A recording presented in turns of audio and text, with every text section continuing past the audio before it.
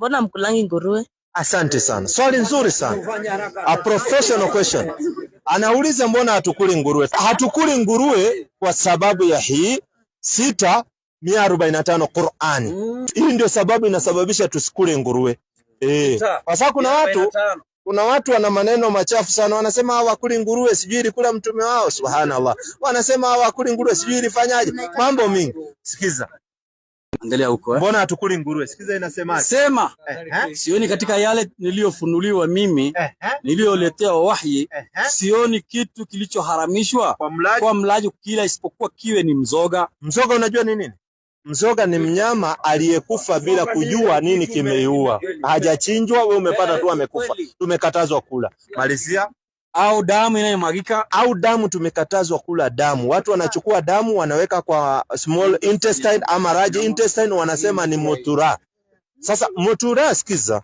Motura kama ngoja, acha niwafunze kitu. Motura kama Muislamu atakula, iwe imewekwa nyama ambao ni nyama halali. Unanipata vizuri? Inasiagwa nyama, inawekwa nyama peke yake, sio damu. Damu ni haramu. Malizia. Inaendelea kusema au nyama ya nguruwe. Kwa nini tusikule hizo? Kwani hivyo ni uchafu. Mungu anatuambia nguruwe ni uchafu, msikule nguruwe. Hii ni Qur'an. Huyu anasema ni tamu kwa sababu kitu yoyote ya uchafu inakuwa tamu. Wewe umeniambia ni Mkristo. Wewe ni Mkristo. Kwani haukuambiwa na pasta pia Biblia imekataza watu kula nguruwe? Hakukuambia? 11:7 Walawi, kitabu cha Biblia. Angalia dada, nataka uangalie vizuri hapa. Na Biblia inasema ukila nguruwe unaenda kuchomwa.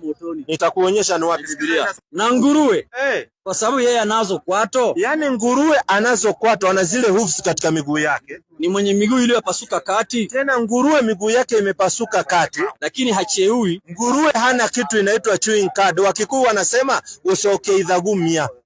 Nguruwe hana, ni kama binadamu. Hata binadamu hana. Yaani nguruwe kategori yake binadamu, anakula tu. Sikiza habari. Yeye ni najis kwenu. Biblia inasema nguruwe ni najis. Najis ni kitu kichafu. Msile nyama yao. Sikiza. Biblia ndio inasema watu wasikule nyama ya nguruwe. Na anashangaa na Mkristo ameweka Biblia hapa, anasema kutembea na Yesu mimi napenda, alafu anakula nguruwe wakati Biblia imekataza. Biblia inasema asikule nini? Inaendelea kusema msile nyama yao wala msiguze mizoga yao. Kwa nini? Hawa nguruwe ni najisi. Na kuna watu ni wachawi, wanatumia nguruwe kufanya uchawi. Anachukua mafuta ya nguruwe, anapaka mtoto, anasema ati ni kinga. Mtoto wako anakingwa na Mungu, akingwi na nguruwe. Hiyo ni uchawi. Mwingine anachukua mfupa ya nguruwe, anaweka kwa nyumba yake, anasema hapa nimejikinga, mchawi hawezi kuja. Wewe haukingwi na mfupa ya nguruwe, unakingwa na Mungu. Kinga yetu ni Mungu, sio mfupa ya nguruwe. So wewe unayefanya hivyo pia wewe ni mchawi. Mchawi tu. Sasa ukila nguruwe adhabu yake ni gani kwa Biblia? Biblia inasema unaenda kuchomwa na Mungu. 65:4 kitabu cha Isaia. Waketio kati ya makaburi na kulala katika mahali pao pasiri walao nyama ya nguruwe. Yaani wachawi na watu wanaokula nguruwe wamewekwa kategori moja na Isaya. Halisia. Na mchuzi wa vitu vichukizavyo katika vyombo vyao. Watu wasemao simama peke yako, usinikaribie mimi. Kwa nini? Kwa maana mimi ni mtakatifu kuliko wewe. Hao watu hawa ni moshi puani mwangu, moto wakao mchana kutwa. Biblia inasema ukila nguruwe unaenda kuchomwa na Mungu. Kula nguruwe inakupeleka kuchomwa. Unajua unaweza kula mbuzi, kula ng'ombe, kula kuku, yani vitu vingi viko halali. Wewe unaacha vitu vizuri unaenda kula vitu vichafu. Mungu anasema ni mchafu.